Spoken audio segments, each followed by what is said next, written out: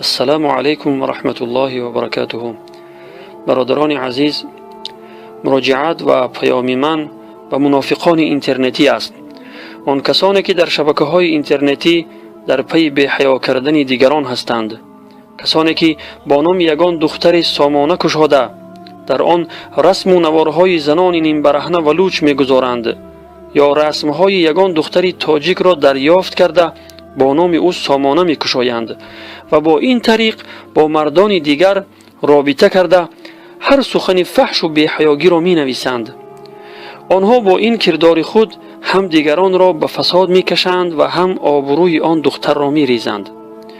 بعضی آنها با نام یگان دختر سامانه کشاده در آن رسم‌های زنان زیبای با حجاب را می‌گذارند و خود را فرشته جلوه می‌دهند و با مردها شناس شده با مکر و فریب از آنها به مثل گدا و تلبنده پول می‌پرسند. سبحان الله، جوانان این امت به کجا رفته ایستاده اند؟ از همه کار افسوسناکش در آن است که بعضی جوانان در شبکه‌های اجتماعی وقتی رسم و نوارهای زنان نیم برهنه و لوچ را تماشا می‌کنند، حتما آن را برای پهن شدنش کلاس می‌مانند تا دیگران هم آن را ببینند. سبحان الله، گویا این کاری ثوابی است که می‌خواهد دیگران از ثواب او محروم نشوند. پناه بر خدا. چون این افراد عمل و کردار منافقان را انجام می‌دهند، یعنی آن نفرانی که دو چهره دارند و می‌خواهند که در بین مسلمانان بی‌حیاگی و فساد پهن شود.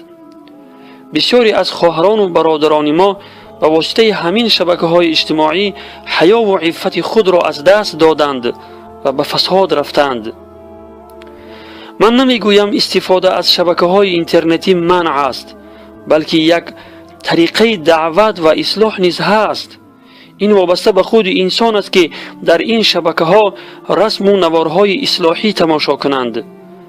ولی متاسفانه جوانان امروزه خیلی کم به این جنبه توجه دارند و اکثرا در پی آن هستند که چگونه با دختر شناس شوند و چگونه او را به دام فساد کشند. العیاذ بالله. این پهن کردن بی‌حیاگی و فساد کردن در روی زمین است که خداوند برای این گونه مردم، یعنی شخصانی که بی‌حیاگی را پهن می‌کنند و در روی زمین فساد می‌کنند، وعیدی سخت کرده، در یک آیت بر آنها لعنت کرده و در دیگر آیت به عذاب دردناک بیم داده است. خداوند در آیت 25 سوره رعد می‌فرماید: استعیذ بالله: والذين ينقضون عهد الله من بعد ميثاقه ويقطعون ما أمر الله به أن يوصل ويفسدون في الأرض أولئك لهم اللعنة ولهم سوء الدار. صدق الله العظیم. یعنی و کسانی که پیمان خدا را پس از استوار کردنش میشکنند، یعنی عهد شکنی میکنند و آنچه را که خداوند به پیوستن آن فرمان داده قطع می کنند، یعنی قطع صله رحمی می کنند و با خویشاوندان و نزدیکان خود بدرفتاری می کنند و در زمین فساد می نمایند، یعنی اصلاح کاری نمی کنند و در پی پهن کردن بی‌حیاگی و فتنه و فساد در بین مسلمانان هستند، لعنت برای آنهاست و برای آنها سختی و بدی آخرت است. یعنی در آخرت آنها روزی سختی را در پیش دارند.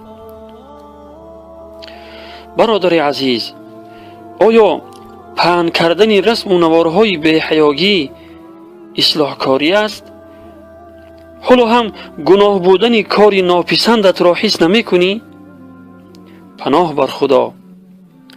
و در آیت 19 سوره نور خداوند تعالی می فرماید: استعیذ بالله: ان الذين يحبون ان تشيع الفاحشه في الذين آمنوا لهم عذاب أليم في الدنيا والآخرة والله يعلم وانتم لا تعلمون. یعنی بیگمان کسانی که دوست دارند زشتی ها در بین مؤمنان پهن شود، عذاب دردناکی برای آنها در دنیا و آخرت است و خداوند میداند و شما نمیدانید. و مراد از فاحشه در این آیت چطوری که مفسران کرام فرموده اند الفحش والفحشاء والفاحشه ما عظم قبحه من الافعال والاقوال، یعنی مراد از فحش و فحشا و چطوری که در آیت ذکر شده است فاحشه گفتار و کرداری است که بی نهایت زشت است. پس ای برادر عزیز، در شبکه‌های اجتماعی وقتی کلام فحش نوشته خواهران ایمانیت را به زنا دعوت میکنی، دشنام و حقارت‌های فحش گفته نوار برداری میکنی، رسم و نوارهای زنان نیم برهنه و لوش را پهن میکنی، آیا این کاری تو پهن کردن فحشا و بی‌حیاگی نیست؟ در اینجا خداوند تعالی عذاب دردناک را برای کسانی گفته است که آنها تنها دوست داشتند که گفتار و کردار فحش در بین مسلمانان پهن شود. پس ای برادر عزیز، تو چه گمان داری به آن نفرانی که نه تنها دوست می دارند بلکه خودشان همین فحشا و بی‌حیاگی را پهن می کنند؟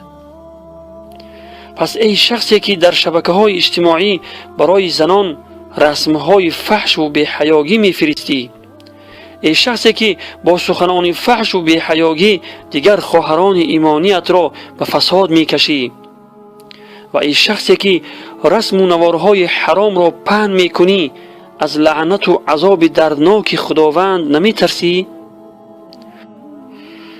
گمان می‌کنی که این کار تو خوب است، ولی سببگار لعنت یعنی دوری از رحمت خدا و عذاب دردناک است. این را خدای تو خبر داده است، چرا توبه نمی کنی؟ وقتی دیگران را به بی‌حیاگی دعوت می کنی، باری هم خواهر و برادر خودت را فکر کرده ای؟ با دیگران چی رفتار کردی البته همان گونه رفتار کرده می شوی. برادر عزیز، پیش از آن که مستحق لعنت و عذاب دردناک خداوند شوی توبه کن، از همه کردار ناپسندت توبه کن و به سوی خداوند بازگرد که او خدای بی نهایت با رحم و توبه پذیر است. و آخر دعوانا ان الحمد لله رب العالمین و السلام علی من اتبع الهدى.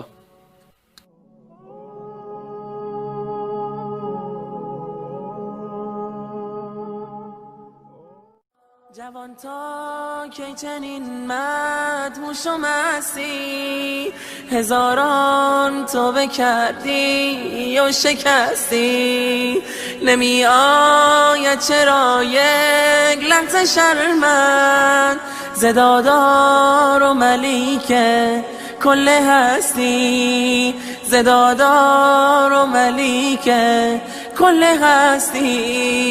جوان تا کی فساد و بی نمازی، جوان تا کی شراب و لهو و بازی، گمان کردی که با پول و زر و سیم تو از پروردگارت بی نیازی، تو از پروردگارت بی نیازی. جوان تا کی نفس بر آتش و دود، به سوی رب خود برگشت کن زود. امانت از خدا این جسم و جان است، امانت را چرا سازی تو نابود؟